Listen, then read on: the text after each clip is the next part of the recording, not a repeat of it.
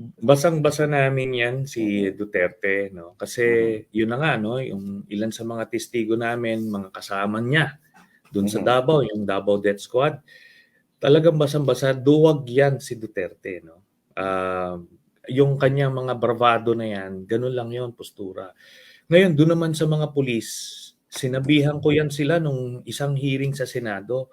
Sinabi ko sila, winarningan ko sila, Mm. gawin niyo yung legal orders. Alam natin 'yan, training 'yan ano, Mm, mm. indoctrination 'yan sa mga law enforcers, sa security sector.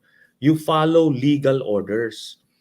Kasi itong mga ito kako, mawawala 'yan sa puwesto. Ngayon Mm. kayo yung maiiwan. Eh, akala nila forever, eh, 'no? Hindi ewan ko nga, eh, kung bakit hindi nila naisip 'yan.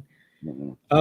Ni-remind ko pero hindi, dinisregard nila but they went for it just the same. Ngayon, these very same people na sumunod sa maling order, ito ngayon yung, grabe ang nervyos ngayon, hindi nila alam paano sila poproteksyonan.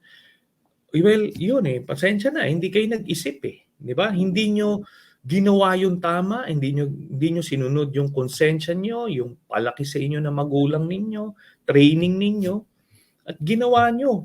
Naging pinagpapatay niyo yung mga Pilipino. Well, 'yan na ngayon. It serves you right. Ngayon itong, lider-lidera niyo na pamacho na arborin kayo, where is he now? 'Di ba? Nakita niyo, nagtatago na sa ano, nagpapaawa effect dun sa mga spokesman niya, mga trolls niya, na parang, isusuko siya sa mga banyaga na parang, Mm. it's as if this guy didn't do anything 'no? Mhm. Kaya palagi ko I will, do everything I can to keep on reminding people na si Duterte ang nagpapatay ng libo-libong Pilipino nung siya ay presidente. Inabuso niya yung kapangyarihan niya to do this 'no. Tapos eto, kung maalala ninyo, alalahanin ninyo yung kung papaano ito kabastos, kasiga nung siya ay presidente, mumurahin niya, papatayin daw niya lahat kung sino-sino.